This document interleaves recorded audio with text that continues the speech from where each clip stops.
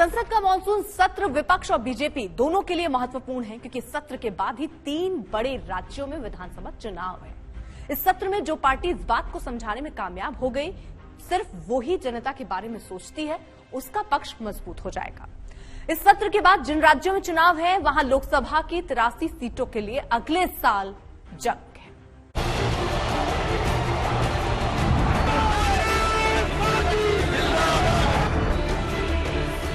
2024 में आदरणीय मोदी के नेतृत्व में कमल खिला करके प्रचंड बहुमत के साथ केंद्र की सरकार बनाने का काम करेगी। राजनीतिक दलों ने जो फैसला लिया, एक ही फैसला हमारा है कि ये 2024 में नरेंद्र मोदी की सरकार को हटाना है।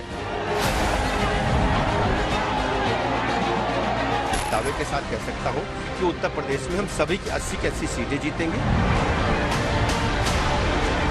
लोकसभा चुनाव के हिसाब से भी हमारी तैयारी चल रही है।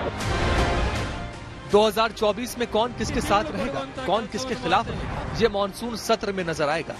आने वाले विधानसभा चुनाव में कौन से मुद्दों पर लड़ाई लड़ी जाएगी, उसकी छाप भी मानसून सत्र में ही दिखेगी। इस सत्र में सरकार की पूरी कोशिश होगी कि हर दिल जनता के विश्वास को जीत सके। लगातार एनडीए मजबूत हो रहा, भारतीय जनता पार्टी मजबूत हो रही है। माननीय प्रधानमंत्री नरेंद्र मोदी जी दुनिया के सर्वाधिक लोकप्रिय नेता हैं और 2024 के लोकसभा चुनाव को लेकर जिस ढंग से भारतीय जनता पार्टी के पक्ष में लोग लामबंद हो रहे हैं, मैं दावे के साथ कह सकता हूं कि उत्तर प्रदेश में हम सभी की 80 की 80 सीटें जीतेंगे।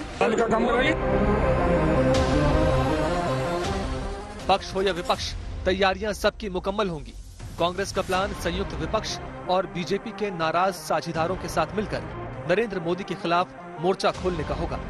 लेकिन क्या ये वाकई इतना आसान होगा? प्रधानमंत्री के जवाब ने हर बार ये जता दिया है कि आने वाले चुनाव में उनकी सियासत की शैली क्या होगी।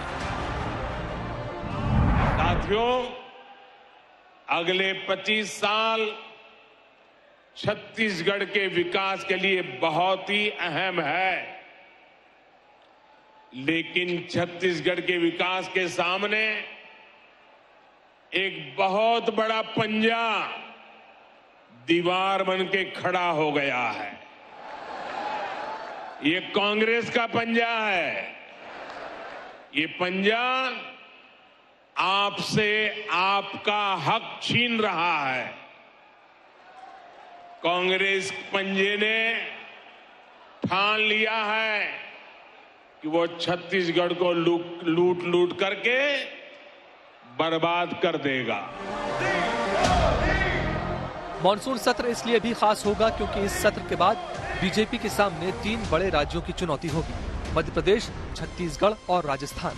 कर्नाटक में मिली हार के बाद बीजेपी कोई जोखिम नहीं लेना चाहती, इसलिए प्रधानमंत्री जब मध्य प्रदेश में होते हैं तो वो विधानसभा चुनाव का एजेंडा तय करने लगते हैं। समान नागरिक संहिता उसी का एक हिस्सा है। इशारा है कि जल्द ही उस पर बिल लाया जा सकता है। यूनिफॉर्म सिविल कोड के नाम पर ऐसे लोगों को भड़काने का काम हो रहा है। आप मुझे बताइए, एक घर में परिवार के एक सदस्य के लिए एक कानून हो, परिवार के दूसरे सदस्य के लिए दूसरा कानून हो, तो क्या वो घर चल पाएगा क्या? 2023 में मिजोरम में भी विधानसभा चुनाव है। मिजोरम की विधानसभा का कार्यकाल 18 दिसंबर को समाप्त हो रहा है, यानी शीत सत्र से पहले। छत्तीसगढ़ और मध्य प्रदेश की विधानसभा भी 3 जनवरी और 6 जनवरी 2024 को समाप्त हो रही है। राजस्थान और तेलंगाना विधानसभा का कार्यकाल 14 जनवरी और 16 जनवरी 2024 को समाप्त हो जाएगा। इन सब को मिलाकर 5 विधानसभा की कुल 679 सीटों पर चुनाव होने हैं और इन 5 राज्यों में लोकसभा की कुल 83 सीटें हैं। मध्य प्रदेश में 29 लोकसभा सीटें, छत्तीसगढ़ में 11, तेलंगाना में 17, मिजोरम में 1, राजस्थान में 25 और इन 5 राज्यों में नवंबर-दिसंबर में विधानसभा चुनाव होने की उम्मीद है। यानी हर किसी के लिए मानसून सत्र एक मौका होगा ये बताने का कि वो जनता के साथ खड़े हैं।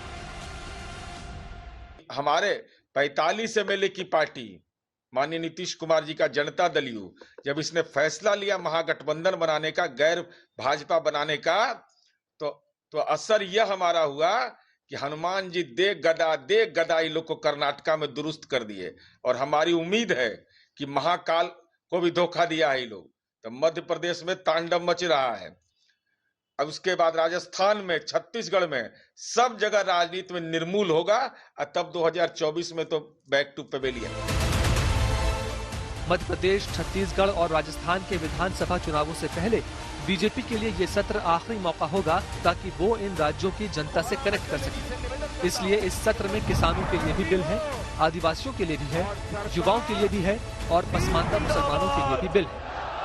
हम उनको अंत्योदय की भावना के साथ, गरीब कल्याण के साथ, क्योंकि योजनाओं में उनको बड़ी हिस्सेदारी मिली है, और ऐसे समाज के लोग जो कहीं ना कहीं पीड़ित, शोषित, वंचित रहे, उनको मोदी जी आगे लाने का काम कर रहे हैं। संसद में इस बार ऐसे कई बिल पेश होंगे जिन पर हंगामा तय है, विरोध और बवाल तय है। बीजेपी जानती है कि अगर सियासत और संसद में मजबूत रहना है तो हर किसी को जोड़ कर रखना होगा। परिवार का सदस्य